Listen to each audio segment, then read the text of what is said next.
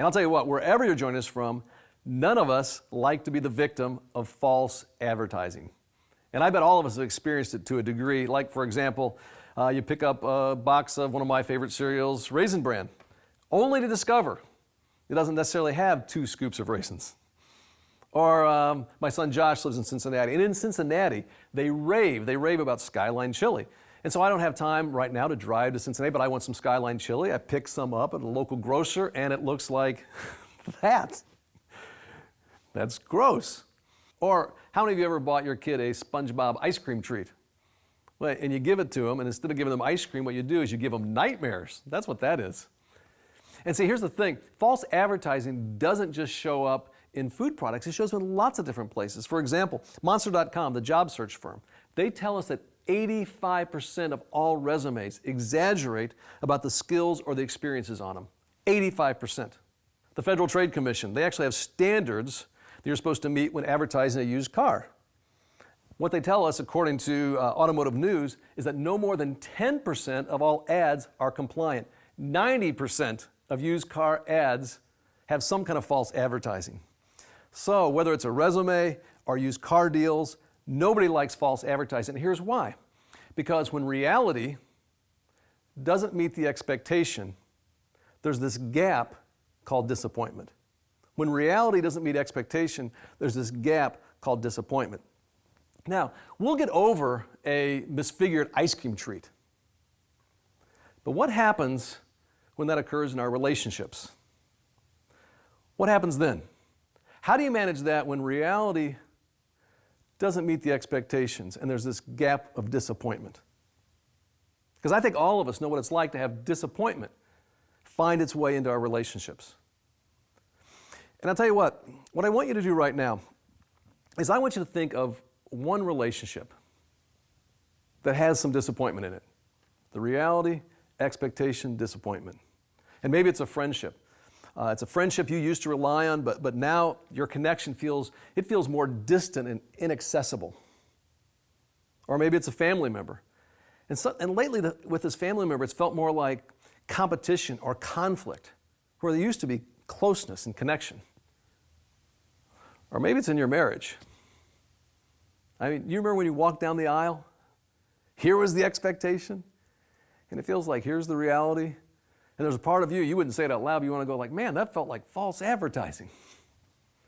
And see, I think all of us long to close the gap, and we want close relationships. Yet oftentimes the reality doesn't meet the expectations, and we walk around with so much disappointment. What do you do then? What do you do then? I'll tell you what, that is why I'm so excited about this 5-week series we're starting today called Emotionally Healthy Relationships. This is going to be such a great series. A couple of friends of mine wrote a book called Emotionally Healthy Relationship. Pete and Jerry Cesaro out in New York City just did a great job with it, and a lot of the content comes from there. And here's what we're going to do during this series. We're going to make sure that by the end of this series, you know how to better give love and also receive love. Both ways. And along the way, we're going to give you 5. We're going to give you 5 relational skills that you're going to be able to put into practice in your relationship, one every week. And this whole conversation is so important, and here's why. When Jesus was asked, what's the greatest commandment? Here's how he responds in Matthew chapter 22. He says, here's the greatest commandment. You love the Lord your God with all your heart, with all your soul, with all your mind. This is the first and greatest commandment. And it's almost like Jesus said, well, but I can't really stop at just one. I got to combine them. And he said this. He goes, and the second is like it. You love your neighbor as yourself. And what Jesus was saying is the growing mark, or the mark rather, of a growing Christ follower, someone who's apprenticing with Jesus, is both a deepening love for God and a deepening love for others. And these two commands are just connected. And because of that, let me just say this as your pastor. Oftentimes our greatest roadblock to spiritual maturity is our relational immaturity. Our relational immaturity. The Cesaros point this out. They say it's impossible to be spiritually mature while remaining emotionally, or you can also put in there relationally, emotionally and relationally immature. So here's my challenge before I give you the first skill. And the challenge is this. For every one of us, myself included, because I'm going to put these into practice. First of all, I want you to do this. I want you to be brave. The truth is, relationships are hard work. And sometimes they're just plain hard. And facing the struggles, especially our disappointments, this is not going to be easy. But I'm telling you, we can do this together, and you got to be brave. But here's the second thing I'm going to challenge you with. Not just be brave, but during this series, all 5 weeks, be open. Open yourself up to let God speak to you, and also that maybe you play a part in that gap called disappointment, that you play a part in it. And then lastly, be ready. You be ready to put into action the stuff you're about to learn. I'm going to give you these 5 skills, myself and other teachers over the next 5 weeks, and don't just learn them, but actually put them into action. So let's be brave, be open, and be ready to put it into action. All right, so here's the first relational skill. First relational skill of 5. I'm really excited about this. Here it is. Clarify expectations. You got to clarify your expectations. Man, I'm telling you, this is a game changer, so hang with me on all this. A great place for us to start is this way. As Americans, we are universally known for, and it's absolutely true, that we just have high expectations. High expectations. I was reading this book. It's fascinating that they will take the same product and market it different in Britain than they will in the United States because of our high expectations. So for example, like a cold relief capsule, right? In Britain, they will tell you, they'll advertise, this cold relief capsule will make you feel a little better. And in the advertisement, they'll show you someone who's at home from work, they're still in their pajamas, they have puffy eyes and a red nose, but a slight smile because they're starting to feel better thanks to the cold medicine. That's in Britain. Now, in the US though, exact same product. Here's how they advertise it. Instantaneous relief. They show the person already at work, the person's running faster than ever, the guy's closing a deal, the woman's making this great presentation, then after work they feel so great they go bowling together.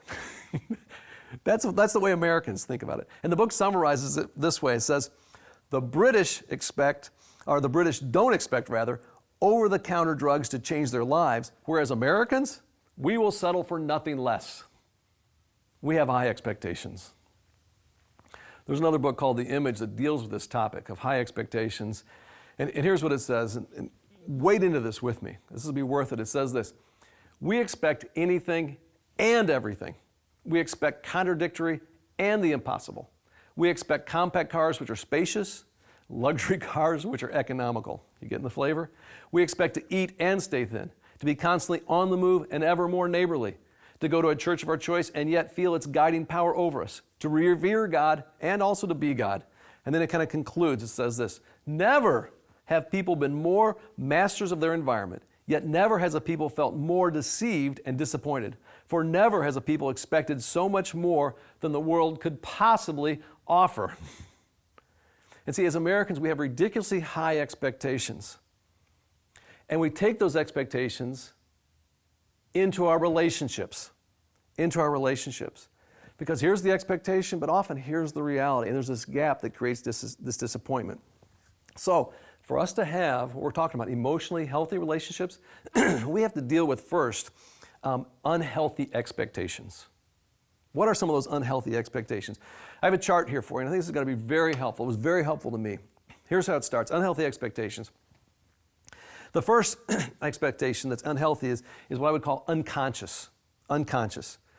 We don't even know we have this expectation until it goes unmet. And then you feel the sting of the disappointment. Maybe you expect your roommate to immediately wash the dishes right after dinner because that's how they did it in your house growing up. Or maybe you expect your kids to get all A's. I mean, I got all A's, right? Or even in your marriage, you expect your husband to be Mr. Handyman because, well, my dad was kind of a Mr. Fix-It. Or you expect your wife to be a great cook because, well, my mom stayed at home and she did all the cooking and it was really good. And we have these weird unconscious expectations that we just kind of think that's the way the whole world ought to operate. And it doesn't. That is an unhealthy expectation. We're going to come back to that. A second one is this, we call unreasonable, an unreasonable expectation. They just aren't grounded in reality. I had a guy, a friend of mine, who got very mad, was very disappointed with me, came to me at one point, got in a tough financial spot, needed some money for rent, and so Sue and I wasn't alone. We just said, no, we want you just to have it. We gave it to him. A little later on, this is sometime later on, they got in a bind with their car. Their car was going to be repossessed. They actually did a GoFundMe to keep their car from getting repossessed. I found out that he took some of the money from the GoFundMe and started gambling with it.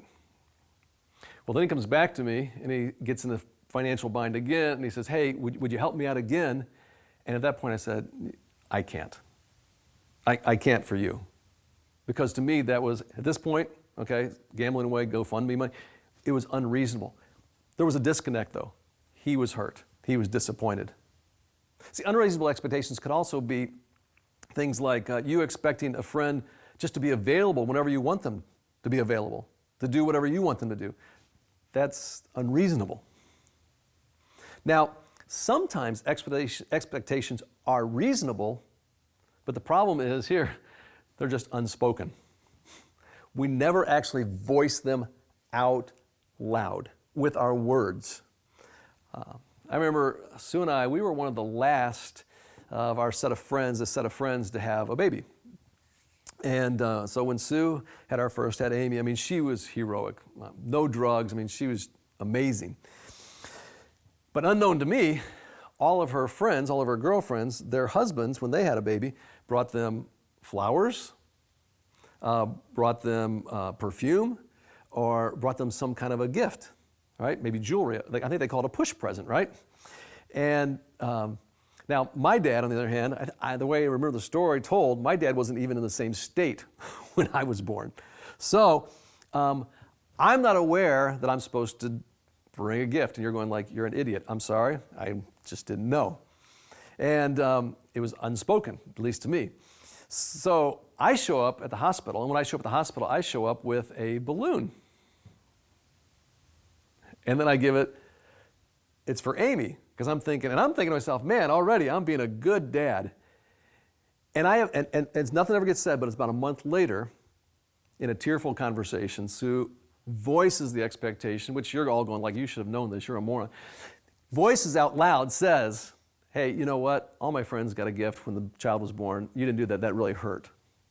Which was a great thing for her to say, because guess what? We had 2 more kids, and I had a couple more tries to get it right. See, there's some unhealthy expectations, sometimes they're just unspoken. We have to say them out loud, no matter how obvious, okay, they might be. Other unhealthy expectations are these right here. They're just unagreed upon.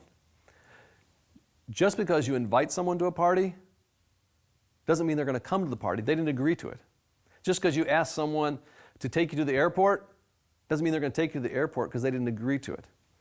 Just because Sue puts the dirty clothes hamper in our bedroom doesn't mean I'm going to put clothes in there unless I agree to it, which I have agreed to, okay? They have to be agreed upon expectations.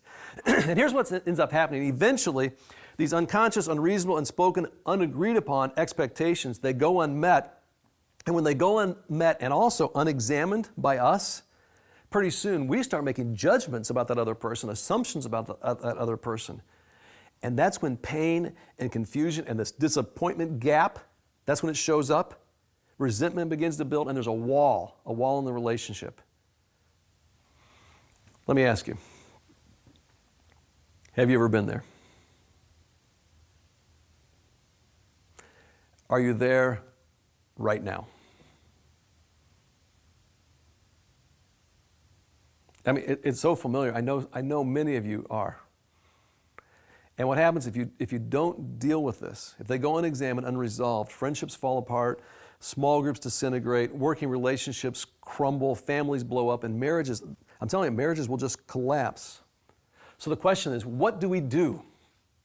What do we do? How do we move forward with emotionally healthy relationships? Well, let me give you a couple things you need to stop. 2 things you need to stop, and 2 things I want you to start.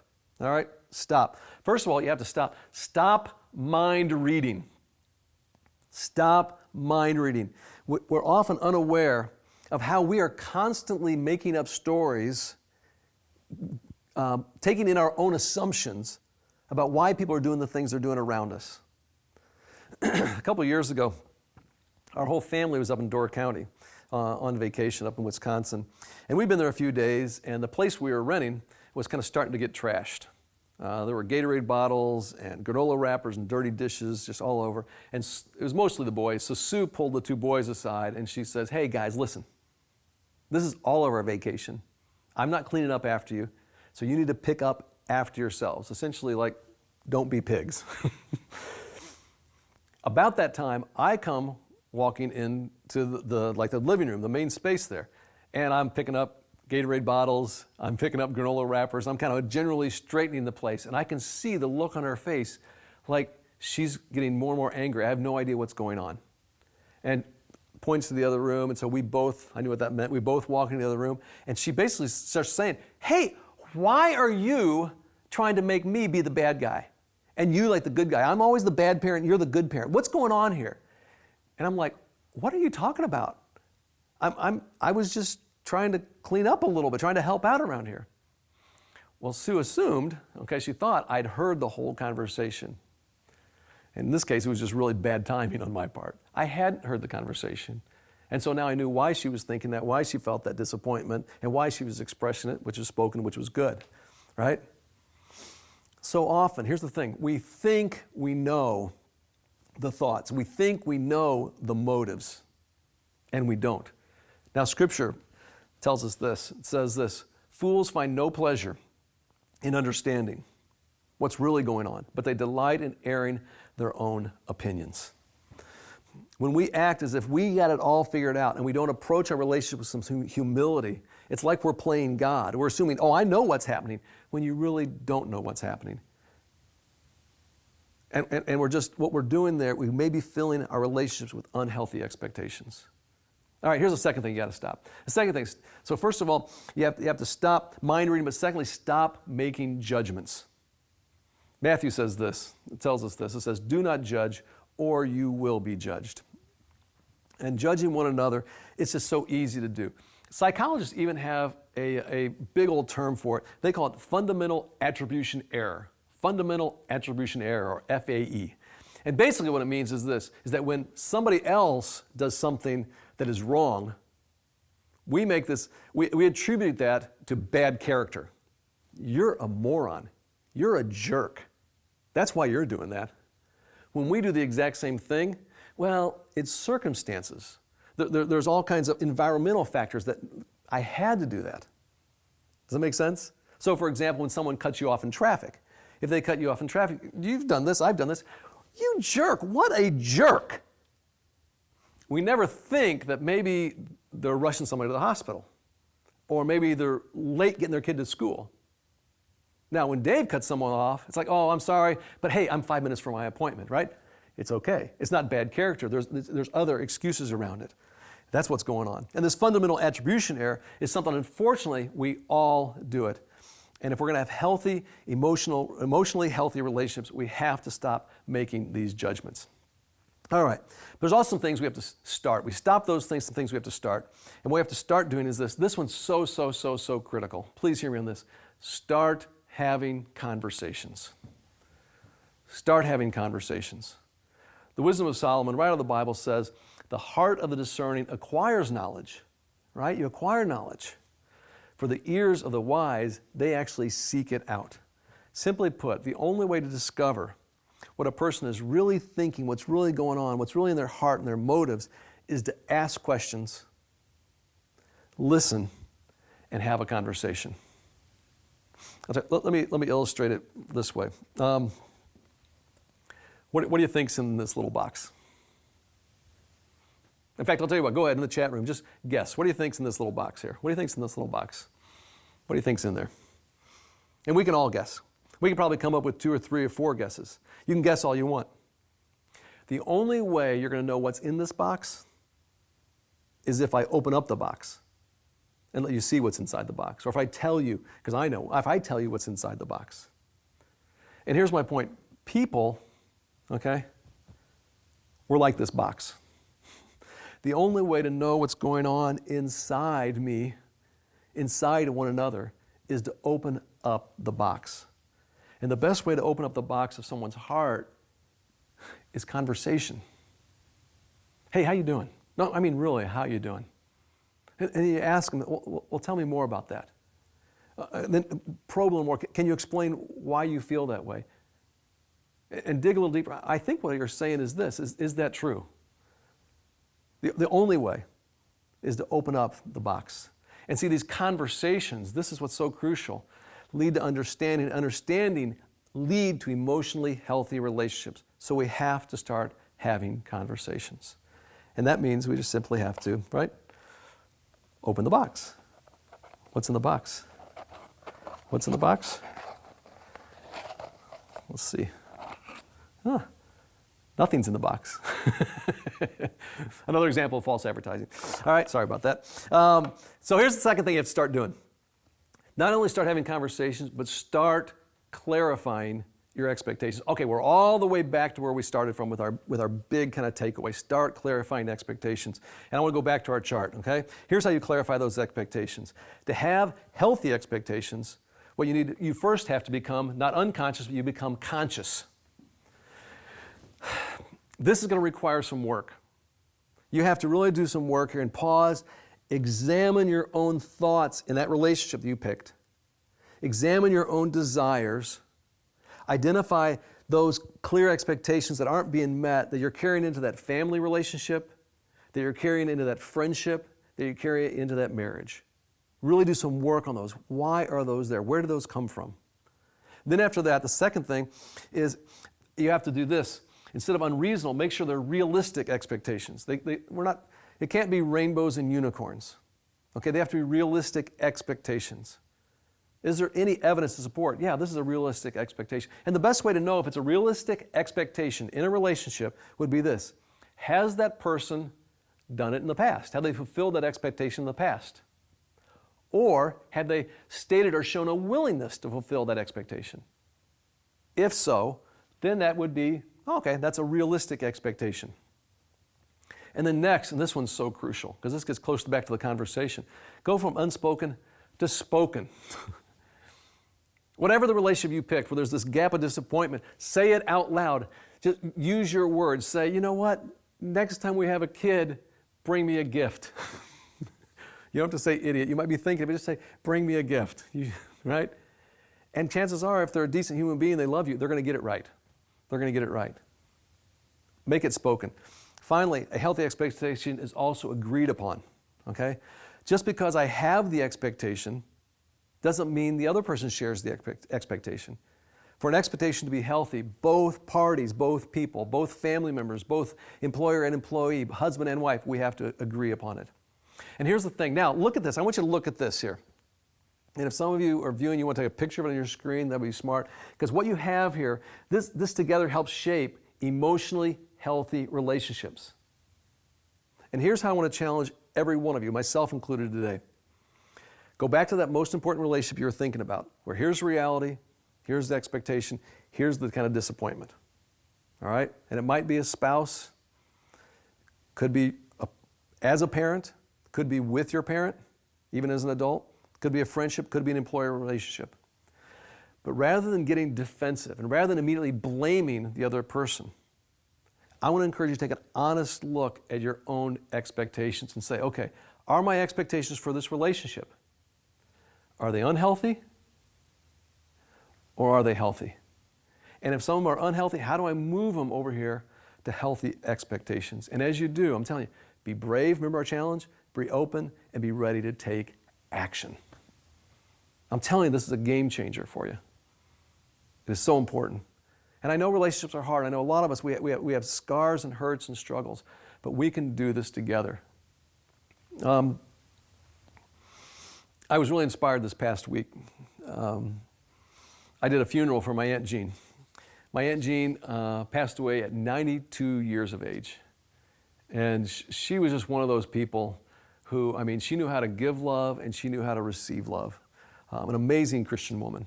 And I want to show you this picture here. This is my Aunt Jean, who survived my Uncle Guy. Okay? Both in their 90s. They were married more than 70 years. And part of the reason I share that picture is, I mean, that just looks like two people who really like each other. And they did. I mean, they loved each other, but they also liked each other. And you know what? They may not have had the same words that we're using today, but they did the hard work we're talking about. And it was worth it. And I want that for you. I want that for you. And if they were to explain kind of the foundation for all of this, they would probably point to a verse like this one in Romans chapter 5, verse 5, that God's love has been poured out into our hearts. Because for both of them, they received God's love, allowed God to pour love, into their hearts. And then out of that experience, it empowered them to begin to love other people the exact same way. The exact same way. I'll tell you, when you do that, when you will do that, and if you will do that, if you haven't done that, receive God's unconditional, He will never leave you, never forsake you kind of love. I'm telling you, then you'll have a source of love there that you can love other people in a way you never could on your own. And you can enter into this work that we're talking about. Let's all do that, because that'll be the beginning of emotionally healthy relationships.